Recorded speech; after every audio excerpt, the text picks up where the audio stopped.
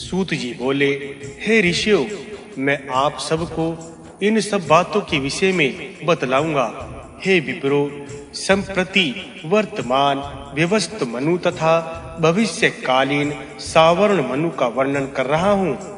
भावी मनवंतर में जो मनु होंगे वे हैं कुशिक नंदन गाल्व, जमद अग्नि पुत्र भार्गव, वशिष्ठ गोत्रीय, देवप्यान, शार्दूत वंश में उत्पन्न कृप, अत्रि वंश के दीप्तिमान कश्यप गोत्रीय, ऋष्यशृंग भरद्वाज के गोत्र के द्रोण पुत्र अश्वत्थामा।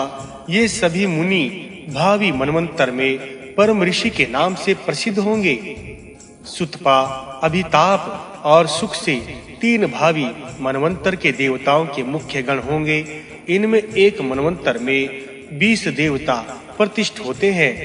उन सब देवों के इस प्रकार नाम हैं: ऋत, तप, शुकधुति, ज्योति, प्रभाकर, प्रभास, भास्करत, धर्म, तेज, रशीम, ऋतु, विराट, अर्चिमान, धोतन, भानु, यश, कीर्ति, बुध, धृति इत्यादि 20 देवगण सुतपा नामक गण में सम्मिलित हैं।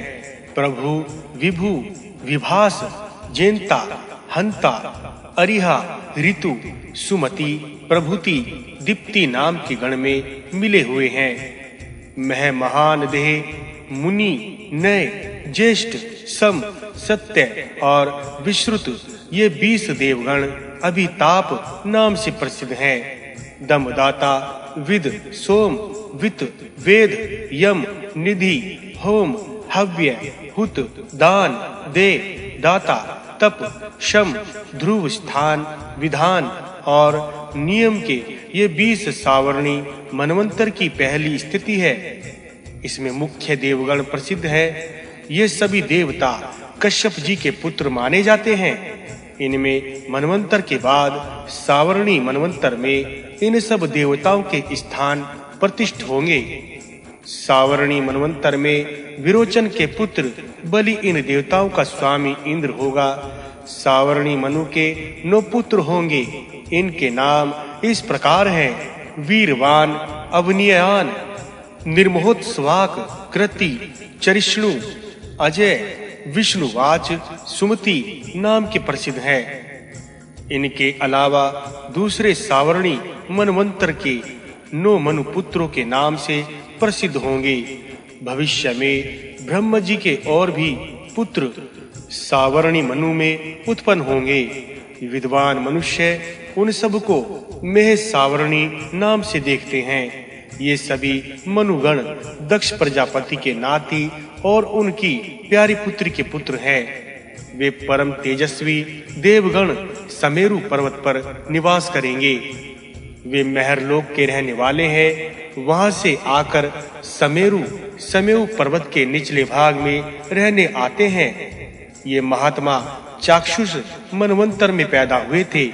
ऋषियों ने कहा, हे सूत जी, राजा दक्ष की कन्या से पुत्रों की उत्पत्ति किस प्रकार हुई है और ये सब शंकर, ब्रह्मा और धर्म आदि की उत्पत्ति किस प्रकार हुई है?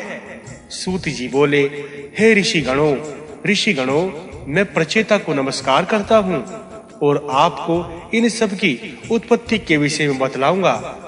चाक्षुष मनवंतर के कुछ शेष रह जाने पर जब व्यवस्थ मनवंतर में शुरू होता है, उसी समय भविष्य काल के मनुगणों की उत्पत्ति होती है। उनमें 5 सावर्णी मनुगण दक्ष के नाती हैं। 4 मनुगण परम ऋषियों से पैदा हुए हैं और 1 सावर्ण मनु विवस्वान के सहयोग से छाया संज्ञा के पुत्र हैं। संज्ञा के सबसे बड़े पुत्र विवस्त्र मनु इन सावर्णी मनु से बड़े हैं। विवस्त्र के आने पर इन दोनों मनुओं की देवी उत्पत्ति होगी।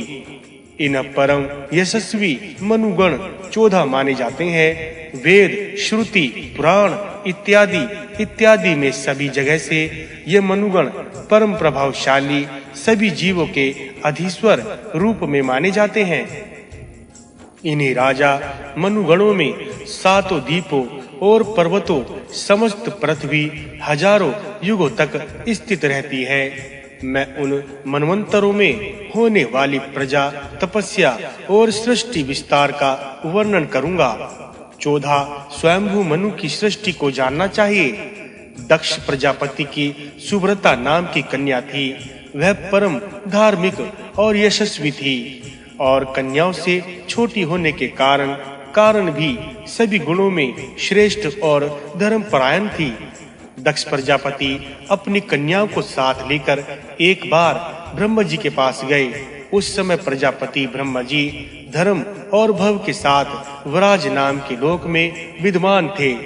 ब्रह्मा जी ने दक्ष को भव और धर्म के साथ खड़ी देखकर बोले, हे सद्व्रत धारण करने वाले दक्ष, तुम्हारी इस कन्या से 4 पुत्र उत्पन्न होंगे। वे चारों भावी काल में 4 वर्षों के संस्थापक मनु के रूप में प्रसिद्ध होंगे। ब्रह्मा जी की इस प्रकार की बात को सुनकर धर्म और भव ने उस कन्या के साथ समागम किया।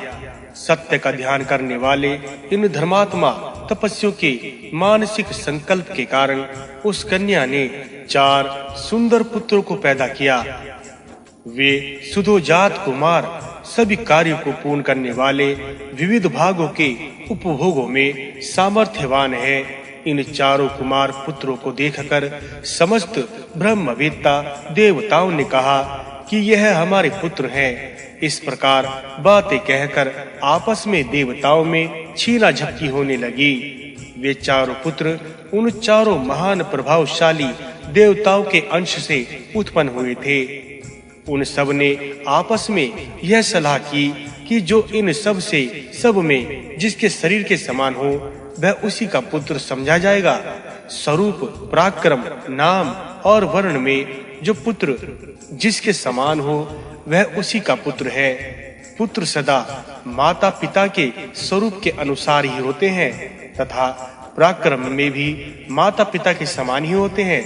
ब्रह्मा जी इत्यादि देवताओं में आपस में इस प्रकार की सम्मति करके अपने समान आकृति, वर्ण और पराक्रम वाले पुत्र को ग्रहण किया। वे चारों कुमार ब्रह्मा, धर्म, दक्ष और भव के समान वर्ण वाले थे, अतः उनका नाम सावर्ण पड़ा। समागम की भावना के कारण उनकी उत्पत्ति हुई थी। वे मनु नाम से प्रसिद्ध हुए। चाक्षुष मनवंतर के बीत जाने पर जब विवस्त मनवंतर शुरू होता है तब प्रजापति रुचि के रोच्य नाम का एक पुत्र हुआ। भूति नाम की स्त्री से जो पुत्र पैदा हुआ उसका नाम भोत्य पड़ा। विवस्य मनवंतर में विवस्वान के मनु के 2 पुत्र पैदा हुए, जिनमें एक विवस्त मनु और दूसरे सावर्ण मनु के नाम से प्रसिद्ध हुए। इनमें एक परम ऐश्वर्यशाली विद्वान विवस्त मनु संज्ञा के बड़े पुत्र और दूसरे विवस्त मनु सावर्ण छाया रूपधारी संज्ञा के पुत्र माने जाते हैं। सावर्ण जो 4 मनुगण उत्पन्न हुए वे महर्षि से उत्पन्न हुए थे। वे सभी मुनि परम तपानिष्ठ थे। ये भविष्य में अपने अपने मनवंतर में अपने अपने स्थानों में विराजमान होंगे। प्रथम मनु दक्ष पुत्र मेरु सावरणी थे। उनका नाम प्रजापति रोहित था। ये भविष्य मनवंतर के भावी मनु होंगे। इनके व्यवस्थ मनवंतर में अनेक महात्मा पुत्र पैदा हुए, जिनके गणों के नाम है मरीचि गर्भा, सुशर्मा और पार हुए। जो इनमें से एक एक गण 12 भागों में विभक्त हैं। ऐश्वर्य संग्रह, राहा, बाहुवश आदि को पारंगण जानना चाहिए। अन्य गणों के नाम इस प्रकार हैं: वाजई, वाजीजीत, अभूति, ककुघया, दधिक्राव, अपक, प्रगति, विजय, मधु, तेजस्वान और अर्थवर्धे। ये 12 मरीचि गण के अधीन थे। सुशर्मा गण का वर्णन सुनिए।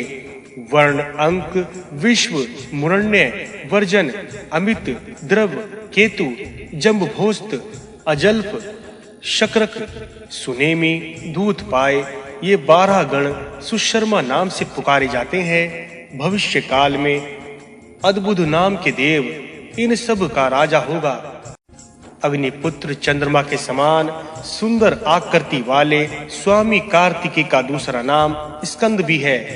पुलस्त्य गोत्रीय मेधा तिथि कश्यप गोत्रीय वसु भृगु वंश में उत्पन्न ज्योतिषमान अंगिरा के पुत्र द्युतिमान वशिष्ठ गोत्र में उत्पन्न वसित अत्रि कुल में उत्पन्न हव्य वाहन पोलव वंशीय सुतपा ये 7 रोहित मनवंतर के ऋषि माने जाते हैं। उन प्रथम सावर्णी मनु के धरती केतु दीप्ति केतु शाप हस्त निरामय पृथुश्रव अनिक भूरी मंधु और बृहद्दूत नाम के 9 पुत्र माने जाते हैं। दशम मनवंतर में धर्म के पुत्र द्वितीय मनु का नाम भव्य पड़ेगा। इन भाव्य मनु के राज्य काल में सुखमना और विरुद्ध नाम के 2 देवताओं के गण कहे जाएंगे। ये सभी देवता एक समान कांतिवान वाले होंगे और एक समान धर्म वालों की संख्या में 100 होंगे। ऋषियों ने इन देवताओं के लिए पुरुषों का प्रमाण करना बतलाया है। धर्मपुत्र द्वितीय मनु के राज्य काल में ये देवों के पद पर आसीन होंगे। इन सब देवों के स्वामी राजा इंद्र होंगे। प्रलय गोत्र के भविष्यमान भृगु के गोत्र में उत्पन्न परम भाग्यशाली सुकीर्ति अत्रि वंश में उत्पन्न अपोमूर्ति वशिष्ठ वंश में उत्पन्न अपोमूर्ति पुलस्त्य कुल में उत्पन्न राजा प्रतीप कश्यप वंश में उत्पन्न राजा नाभाग और अंगिरा वंश में उत्पन्न अभिमन्यु ये 7 उस मनवंतर के ऋषि प्रसिद्ध होंगे। सुक्षेत्र उत्तमोजा भूरिवेण वीर्यवान शतानिक नीरमित्र वृषसेन जयद्रथ भूरिधुमन और सुवर्चा ये 10 भाव्य मनु के पुत्र होंगे। 11वें सावर्ण मनु के राज्य काल में उन परम भाग्यशाली देवगणों के 3 विशेष गण प्रसिद्ध होंगे। उन तीनों के ये नाम है निर्माणित कामज और मनोजव। उन स्वर्गवासी देवताओं के एक गण में 30 देवता होंगे। विद्वान लोग महीने में जिन 30 दिनों की गिनती करते हैं वे ही निर्माण रति देवगण है। रात्रि और विहंगात्मक देवगण कामज और मनोजव देवगण के नाम से प्रसिद्ध हैं। भविष्य काल में देवताओं के ये 3 गण मुख्य माने जाते हैं। उन देवताओं के अधीश्वर वृष नाम के देवता होंगे। उस मनवंतर के सप्तऋषि के इस प्रकार नाम है भविष्यमान वसुमान वरुणी भग पुष्टि पुलस्त्य कुलभूषण निश्चर और अग्नितेजा ये 7 11वें देवगण मुख्य माने जाते हैं। सर्ववेग सुधर्मा देवानिक प्रोभा क्षेमधर्मा ग्रहेशु आद्रव और पौंड्रक ये 11वें मनवंतर के सावर्ण मनु के पुत्र माने जाते हैं। 12वें मनवंतर में रुद्र पुत्र रक्त सावर्ण मनु का राज्य काल होगा।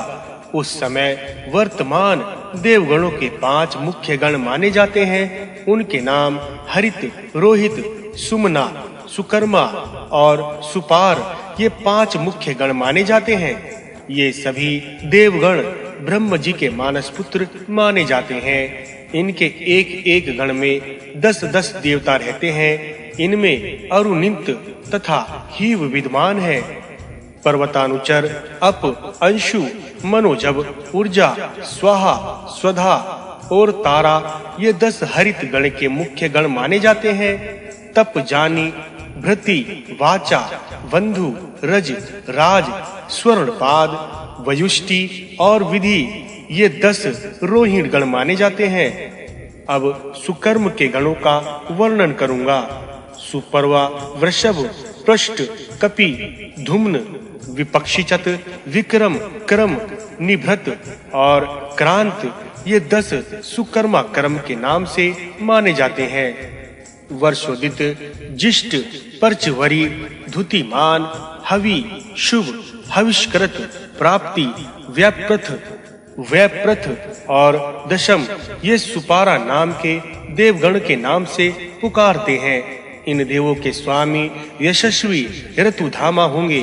कृति, सुतपा, तपोमूर्ति, तपस्वी, तपोअश्यान, तपोर्ति और तपोमति ये 7 ऋषि ऊपरी मनवंतर के माने जाते हैं। सावर्णी मनवंतर में देववान, उपदेव, देवश्रेष्ठ, विदुगध, मित्रवान, मित्रबिंदु, मित्रसेन, अमित्रहा और सुवर्चा ये 12 मनु के पुत्र माने जाएंगे। 13वें रोच्य नामक मनवंतर में 3 ही देवगण होंगे। ये सब तपस्वी ब्रह्म जी के मानस पुत्र कहलाएंगे। ये ही भावी मनवंतर में सोमरस पीने वाले देवों के पद्म आसीन होंगे। यज्ञ कर्ताओं के साथ इस मनवंतर में कुल 33 देवगण होंगे। आज्य, वृषदाज्य, ग्रहश्रेष्ठ और दूसरे देवगणों को मिलाकर उन देवताओं की गिनती 30 ही होगी। मैं इन सब का अलग-अलग वर्णन कर रहा हूँ। संप्रति प्याज और अप्याज नाम के देवगण सभी सुत्रामा गण के नाम से पुकारे जाते हैं। अनुयाज्य, प्रशदात्र्याशी देवता सुकर्म नाम से प्रसिद्ध होंगे। उपपात्र्य नाम के देव गण सधर्मा नाम के गण अधीन कहे जाते हैं। इन सब देवगणों के स्वामी इंद्र महाबलशाली देवस्वती होते हैं। ये रुचि पुत्र और पुलह के नाती माने जाते हैं। अंगिरा पुत्र, धृतिमान, पथ्यवान, तत्वदर्शी, निरुत्सक, निष्प्रकंप, निर्मोह वशिष्ठ वंश में उत्पन्न स्वरूप ये 7 मनवंतर के ऋषि कहे जाते हैं। चित्रसेन, विचित्र, तपोधर्म, धृत, भव, अनेक वृद्ध, छत्रवृद्ध, सुरस, निर्भय और प्रथ ये रोच्य मनवंतर के मनु के पुत्र माने जाते हैं। भविष्य काल के 14वें मनवंतर में भोत्य नाम के मनवंतर में देवों के 5 गण कहे जाते हैं। उनके नाम इस प्रकार हैं: चाक्षुष, कनिष्ठ, पवित्र, भाजर और वाचावृद्ध, परवर्ती तथा मनु के 7 पुत्रों के चाक्षुष पुकारते हैं। बृहदादि 7 समूह को 7 कनिष्ठ देवगण कहे जाते हैं। अग्निध्र, कश्यप, पुलस्त्य, मागध, भार्गव, अग्निवा, अगिरसहु, शुचि, परम तेजस्वी, सुबल ये मोत्स्य मनु के राज्य काल में बल उत्पन्न होने वाले उनके पुत्र हैं। ऊपरी बताए ये 4 गण सावर्ण मनु के नाम से प्रसिद्ध हैं। वे ब्रह्म आदि चारों देवताओं के पुत्र माने जाते हैं। विवस्वान के पुत्र मनु भी सावर्ण मनु के माने जाते हैं। रोच्य और भोत्य ये 2 मनु पुलह और भार्गव गोत्र में उत्पन्न हुए हैं। इन्हीं भोत्य मनु के राज्य काल में ही कल्प समाप्त हो जाता है। सूत जी बोले, हे ऋषियों, जब सब मनवंतर में समाप्त हो जाते हैं और उनके बहुत से युग बीत जाते हैं तो सृष्टि का संहार होता है। इस प्रकार बतलाया जाता है। अंतिम मनवंतर में ये 7 भृगु वंश में उत्पन्न देवगण 71 युगों तक समस्त त्रिलोकी में राज्य करेंगे। इसके बाद अंत में पितरों, मुनियों, सप्तऋषियों, यज्ञ कर्म, यजमान और मुक्तों के साथ तीनों लोकों को छोड़कर सर्वशक्तिमान देवता महरलोक को चले गए। इस प्रकार इन सब को छोड़कर चले जाने पर तो मनवंतर समाप्त होकर यह त्रिलोक निराधार हो जाएगा। हे ब्राह्मणों, उस समय सभी स्थान शून्य में हो जाएंगे। स्थायी देवगण भी अपने अपने स्थान छोड़ देंगे। तारा ग्रह नक्षत्र निराधार होकर नष्ट हो जाएंगे।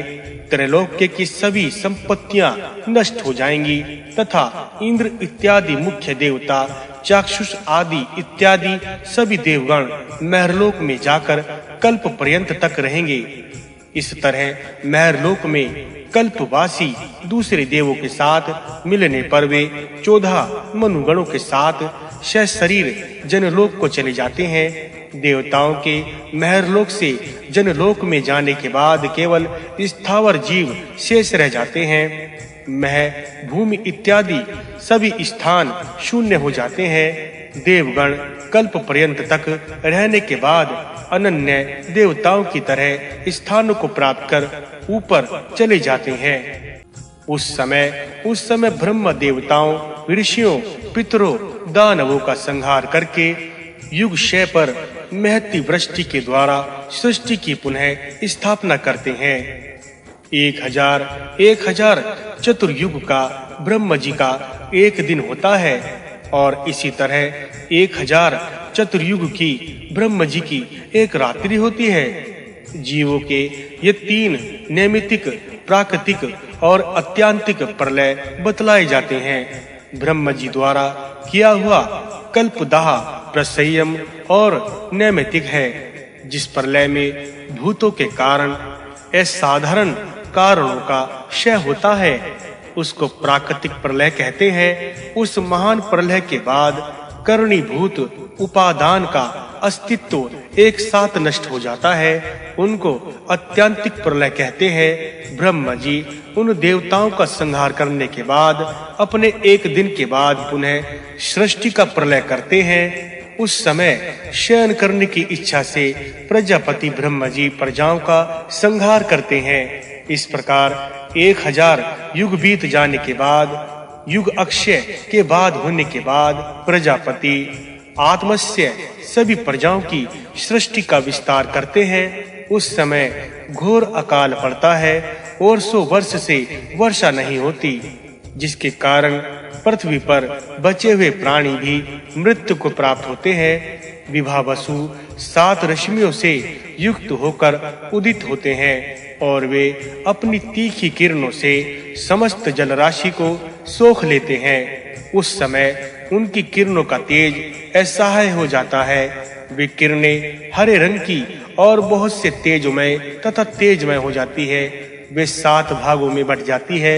वे धीरे-धीरे समस्त पृथ्वी जलराशि में व्याप्त होकर बदल जाती है। भौम, काष्ठ, वन, तेज, प्रभूति तथा पुनः परिव्याप्त होकर वे किरणें बहुत तेज जल उठती हैं। ये 7 भास्कर बहुत तृप्त हो जाते हैं। ऋषि बोले।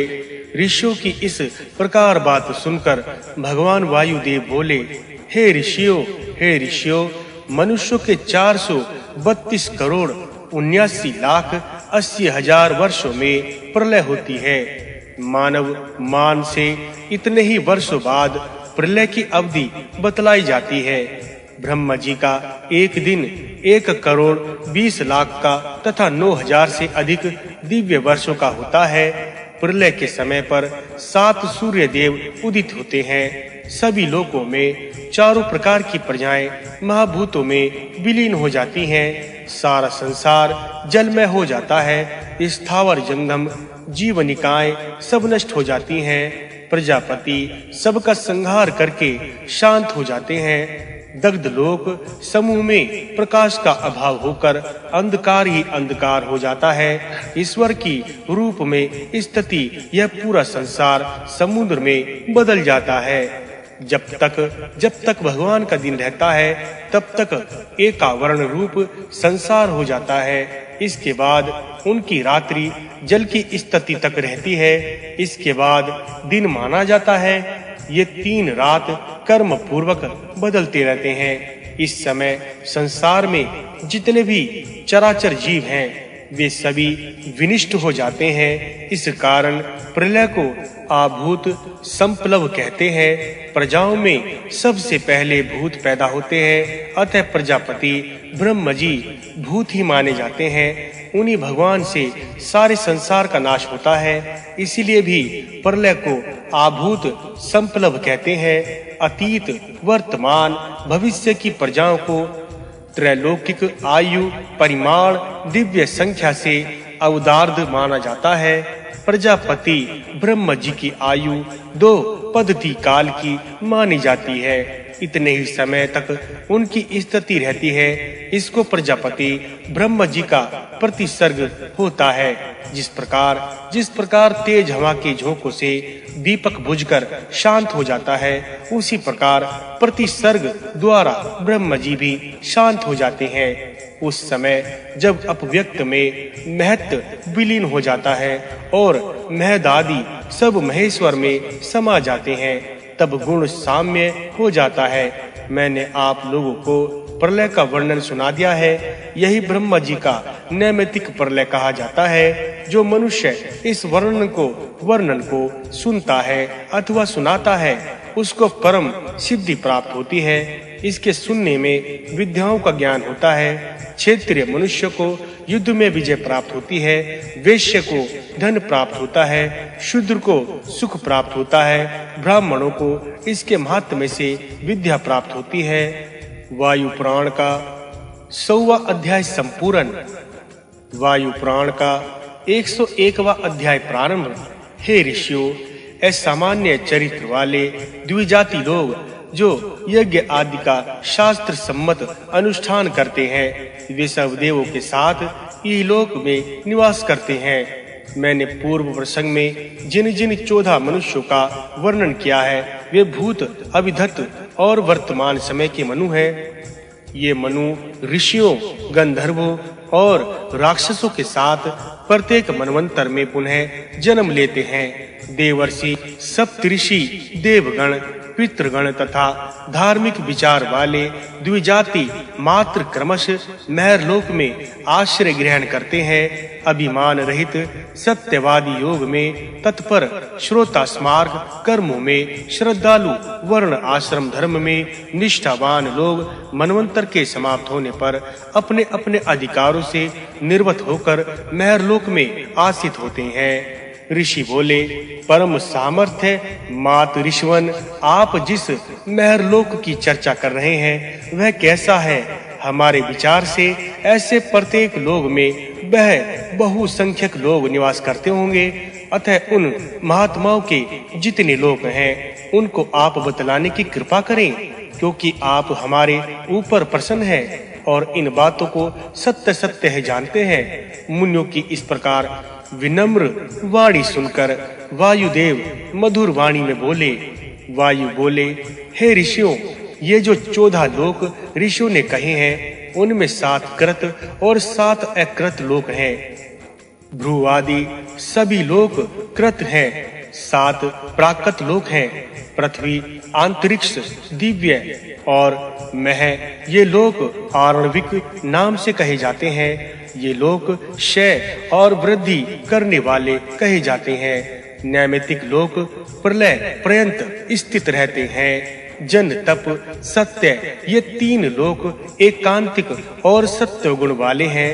ये कल्प तक रहते हैं। 7 व्यक्त कहे जाने वाले लोक वे भू, भुवः, स्वर, महजन, तप और सत्य। इसके बाद निरालोक है। ब्रह्मा ने भ्रूह ऐसा कहा, तब भुवर लोक की भू कहने पर भुवर लोक की, स्व कहने पर स्वर लोक की रचना हुई।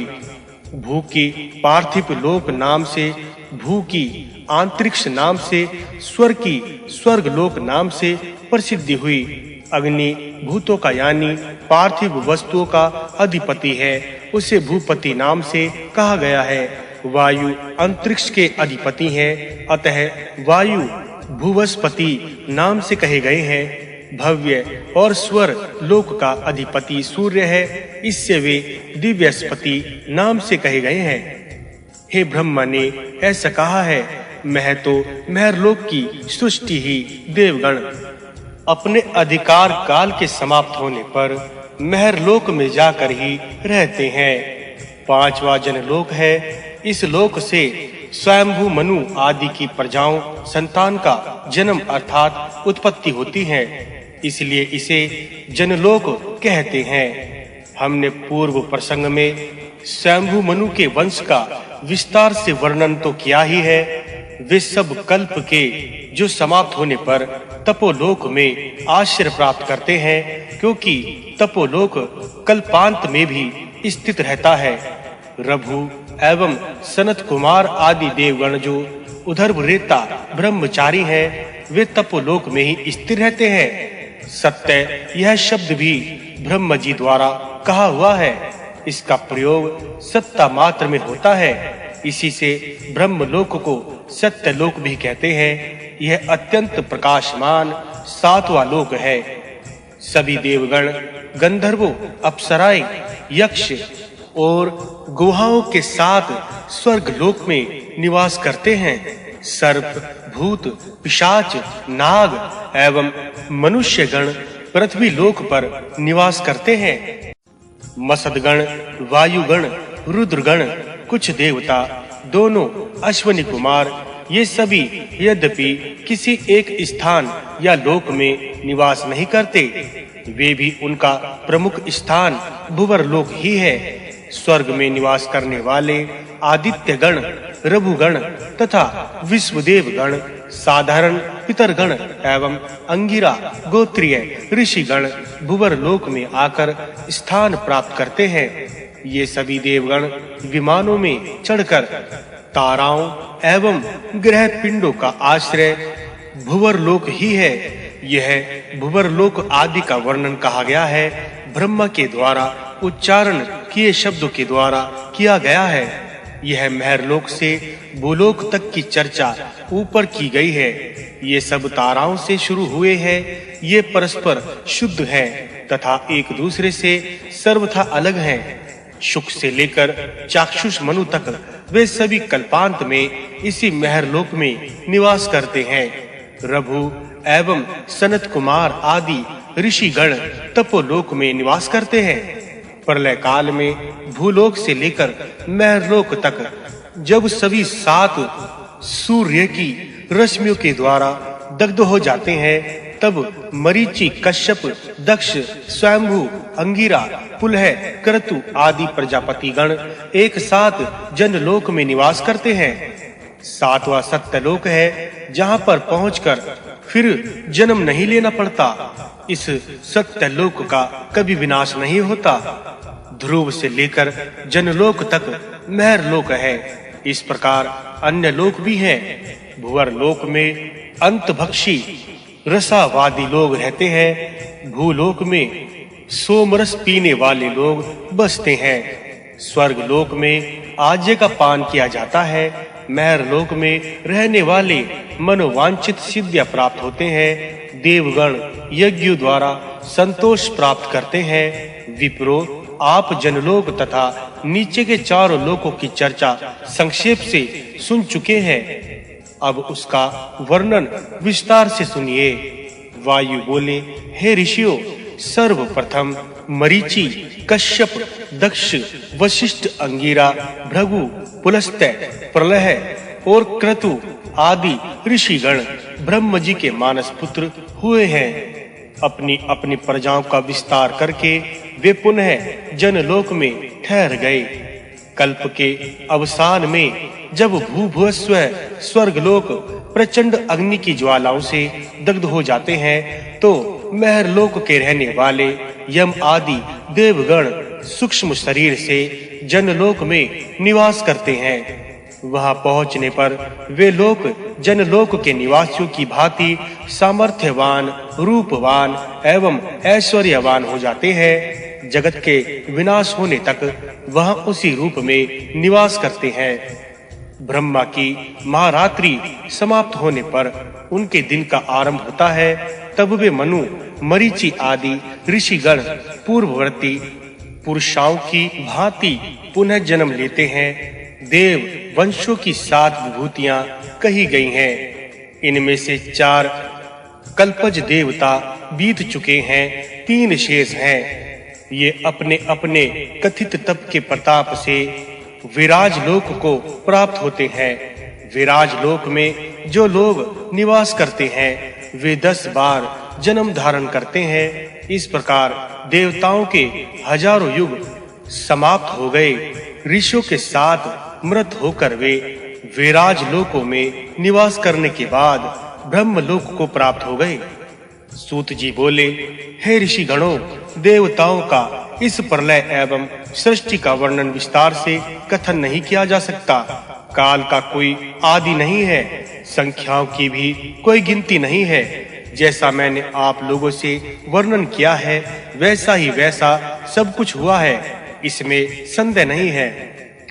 ऋषि बोले, हे सूत जी, विराज नामक लोकों में निवास करने वाले जो आहार करते हैं तथा जो पराक्रमी हैं, जितने समय तक वे स्थिर रहते हैं, ये सब बातें ये अर्थात सुनना चाहते हैं, सो कृपा करके बताइए। सूत जी बोले, हे ऋषियों, जो धर्माचरण द्वारा परम शुद्ध एवं निर्विकार लोग होते हैं, वे उस विराज नामक लोक में 10 कल्प तक निवास करते हैं। वे सब परम ज्ञानी, सुमदर्शी तथा सूक्ष्म स्वच्छ शरीर वाले होते हैं। अनंत काल तक वहां रहने के कारण उनके शरीरों से भूतों का संपर्क नहीं होता। 10 कल्प के बाद विराज लोक का वीरवतन का समय आता है, तब वे विराज लोक में निवास करते हैं। शुद्ध बुद्धि योग अभ्यास परायण सनत कुमार सिद्धगण उस लोक को छोड़ने के एक साथ उत्सुक होकर आपस में वे इस प्रकार बातचीत करते हैं, प्रतिभाशाली, अब हम लोग प्रणव का सहारा लेकर ब्रह्मलोक में निवास करेंगे, उससे हम सबों का कल्याण होगा। इस प्रकार वे लोग योग धर्म महात्माओं योग अभ्यास द्वारा आत्मा को परमात्मा ब्रह्म में संयोजित करके ब्रह्म पद की प्राप्ति करते हैं और उसी स्थान में लीन हो जाते हैं। सब प्रकार की सुख देने वाली कल्पनाओं से पूर्ण अनामय ब्रह्म लोक को प्राप्त ब्रह्म आनंद में मग्न होकर वे अमर तत्व को प्राप्त करते हैं। वे ब्रह्म लोक में प्रसिद्ध हैं। उनके पुरोहित ब्रह्मा जी हैं। वहां के रहने वाले शुद्ध बुद्धि विचार वाले परम तपोनिष्ठ होते हैं। वितराग के जीतने वाले, क्रोध को निर्मोह सत्यवादी शांत आत्मा को वश में रखने वाले, जितेंद्रिय दयावान पवित्र आत्मा वाले मनुष्य को ही ब्रह्मलोक प्राप्त होता है। यह ब्रह्म पद परम दिव्य गुण संपन्न और आकाश परम चमकीला है। वहां जाकर वे अमर होकर ब्रह्म जी के साथ निवास करते हैं और सुख का अनुभव करते हुए शोक से छूट जाते हैं। ऋषि बोले, हे महापति सूत जी, ये प्रारब्ध क्या है, पर किसको कहते हैं? आप कृपा करके हमको इनके विषय में बतलाइए। सूत जी बोले, हे ऋषियों, मैं आपको प्रारब्ध और पर के बारे में बतला रहा हूँ। 10,000 का एक अयुत होता है, 100,000 का एक न्यूत होता है, 10,100,000 वर्ष का 10 न्यूत की एक कोटि होती है, 10 करोड़ का एक अरब होता है, 10 करोड़ का एक पदम होता है, 1000 करोड़ का एक खर्ब होता है, 10,000 करोड़ का एक निखर्ब होता है, 100,000 करोड़ का एक शंख होता है। 1000 करोड़ कोटि के गुणा करने पर उसके गुणनफल को समुद्र कहते हैं। सहस्त्र अयुत कोटि की एक मध्य सहस्त्र नियुक्त कोटि का एक अंत और एक सहस्त्र कोटि का एक प्रारब्ध होता है और 2 प्रारब्ध की संख्या को एक पर कहते हैं। 100 की संख्या को परिधरण कहते हैं और सहस्त्र को परिपद्मक कहते हैं। ऋषियों ने बतलाया है कि ब्रह्म के कल्प की परिमाण संख्या सृष्टि शुरू होने के समय तक एक प्रारब्ध मानी जाती है। इसके बाद एक पराई काल की सृष्टि रहित स्थिति में बीत जाता है। उसके बाद पुनः सृष्टि शुरू हो जाती है। इस तरह एक सृष्टि के शुरू के समय से दूसरी सृष्टि के शुरू के होने तक 2 प्रारब्ध या एक पर काल होता है। मैंने आपको पर और प्रारब्ध का काल को बतला दिया है। महर्षियों की इस प्रकार वाणी को सुनकर वायुदेव ने मीठे स्वर में ब्रह्मलोक के बारे में जो कुछ सुना और देखा था, मैं उसी के विषय में आप लोगों को बतला रहा हूँ। वायुदेव बोले, ऋषियों, मैं आप लोगों को अन्य वक्त विषयों में बतला रहा हूँ। अपव्यक्त की अपेक्षा व्यक्त का भाग महास्थूल होता है। महत के 10 भाग जितना स्थूल भूत आदि बताए जाते हैं, भूत आदि से 10 भाग अधिक स्थूल परिमाण कहा जाता है। यह परिमाण भी बहुत सूक्ष्म होता है। लोक में सबसे सूक्ष्म परम अवेद वस्तु होती है, उसी को परमाणु कहते हैं। सूर्य की किरणों में जो बहुत सूक्ष्म धूल के कण दिखाई देते हैं, वे प्रथम परमाणु होते हैं। ऐसे 8 परमाणुओं का जब आपस में मिलन होता है, उसे तब त्रस रेणु कहते हैं। इसी को पदन रज भी कहते हैं।